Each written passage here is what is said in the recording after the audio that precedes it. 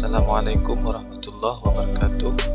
Pada kesempatan kali ini saya akan memberikan tutorial penginputan aplikasi rapot kurikulum 2013. Silahkan teman-teman download aplikasinya di kolom deskripsi, sudah kami sertakan linknya. Nah, karena saya sudah mendownloadnya, maka kita langsung saja buka aplikasinya.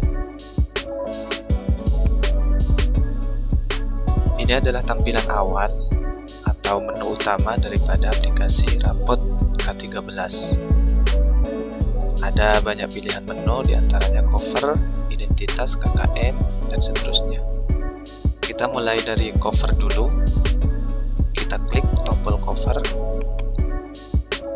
Nah, pada set cover ini ada nama peserta didik 0. Ini kalau kita klik selnya atau kolomnya, di sini ada rumus VLOOKUP SLS1 data siswa 2. Artinya, nama peserta didik ini data induknya berada pada set data siswa. Jadi kalau misalkan mau mengisi nama peserta didik ini, maka kita lengkapi datanya di set data siswa. Oke, kita ke data siswa. Nah, di sini yang perlu teman-teman input datanya, mulai dari nama, NISM, dan seterusnya. Saya contohkan dulu. Nama, jika data siswa ini sudah dilengkapi, diinput semuanya, maka secara otomatis set pada cover nama peserta didik ini akan terisi. Jadi ini menunjukkan bahwa nama Khodraini Hazro terdapat pada nomor urut 1. Jadi kalau ini diklik nomor urut 2, datanya masih kosong karena di sini belum dilengkapi.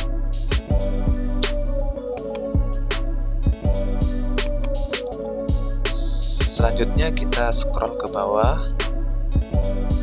Nah, di sini ada identitas lembaga. Kalau kita klik, maka menunjukkan induk datanya berada pada identitas. Itu pula dengan NPSN dan seterusnya ke bawah. Kita ke identitas dulu. Nah, di sini yang perlu teman-teman lengkapi data lembaganya, nama lembaga, M.Agus Funduja, NPSN 20, dan seterusnya. Oke, cover identitas sudah. Selanjutnya kita ke KKM. Nah, di KKM ini yang perlu kita perhatikan pertama sekali adalah menentukan KKM-nya berapa. Setelah KKM itu ketemu, maka selanjutnya kita akan mencari interval nilai atau rentang nilainya.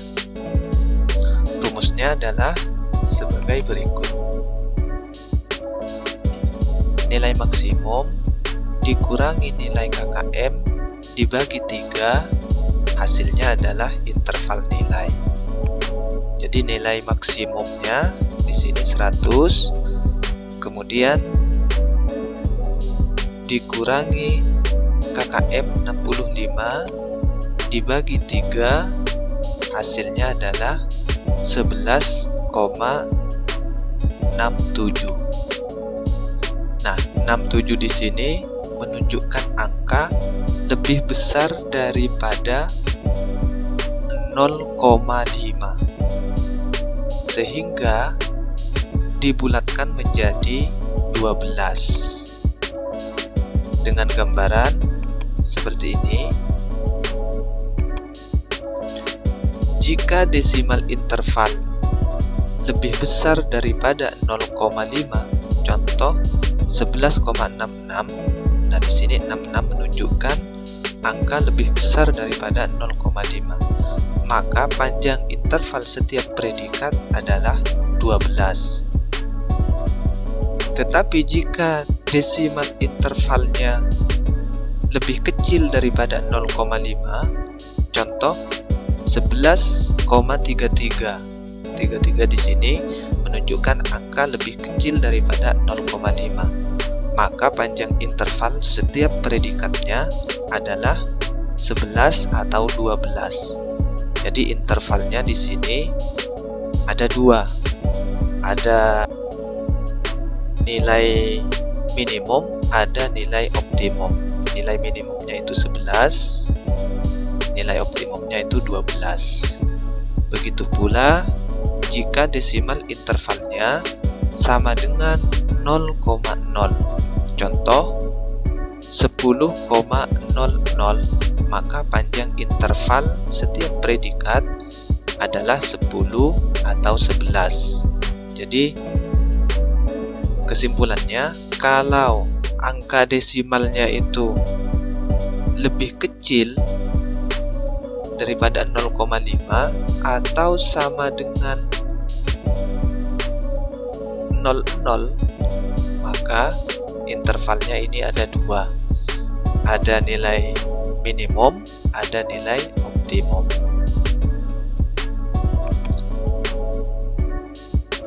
Nah, saya contohkan misalkan KKM di sini adalah 68, maka ketemu interval nilainya adalah 10,67. Nah, 67 di sini menunjukkan angka lebih besar daripada 0,5, sehingga dibulatkan menjadi 11. Tetapi kalau misalkan KKM-nya itu 70, maka interval nilainya adalah bulat 10,00. Sehingga di sini interval nilainya ini ada dua, ada nilai minimum, ada nilai optimum. Nilai minimumnya itu 10, kemudian nilai optimumnya 11. Baik, ini belum, ini saya kunci ya. Ini saya kunci. Kalau misalkan teman-teman ingin membuka passwordnya, nanti saya sertakan passwordnya di kolom deskripsi. Jadi nilai optimumnya itu 11. Perlu diperhatikan juga bahwa kolom yang berwarna merah ini wajib kita input sesuai dengan keberadaan KKM di lembaga teman-teman. Jadi kalau misalkan ini KKM-nya 72, maka rentang nilainya 9,33. 33 di sini menunjukkan angka lebih kecil daripada 0,5. Maka jadi dua interval nilainya, ada nilai minimum, ada nilai optimum. Nilai minimumnya itu 9, nilai optimumnya itu 10. Jadi begitu. Oke, kita kembalikan ke awal. Nah, setelah KKM ini diisi, lalu kemudian kita ke absensi. Nah, di absensi ini yang perlu diinput adalah jumlah hari, sakit, izin, dan alfa. Misalkan jumlah hari dalam satu semester, jumlah hari efektifnya ada 114, maka jumlah hadirnya adalah 106 hari, sehingga persentase kehadirannya adalah 93,0%. Sudah selesai. Kemudian kita ke ekstra. Nah, di ekstra ini yang harus diinput adalah nilai predikat dari masing-masing kegiatan ekstra. Di sepak bola misalkan predikatnya B misalkan, maka secara otomatis deskripsi ini akan terisi ketika predikat ini sudah diisi. Jadi deskripsi ini diabaikan saja, ini akan terisi kalau predikatnya sudah diisi. Bola voli misalkan A gitu. Selanjutnya kita ke leger. Nah, di leger ini spiritual dan sosialnya juga yang harus diinputkan. Deskripsinya diabaikan.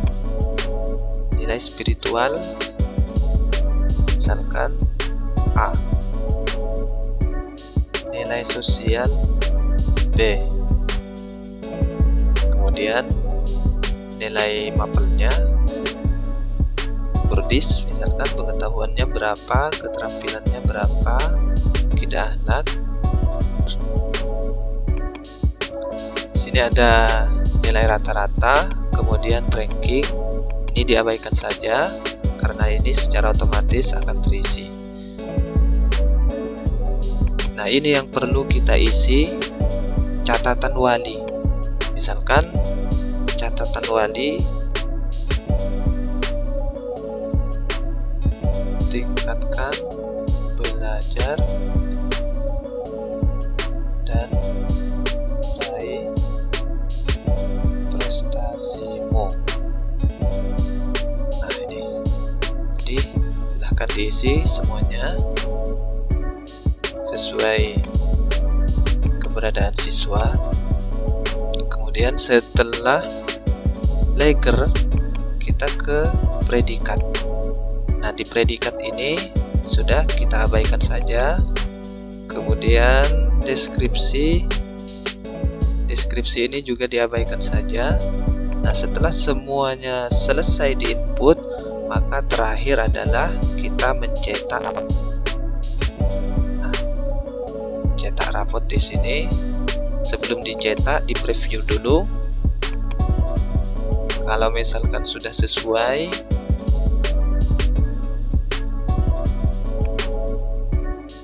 maka tinggal kita print.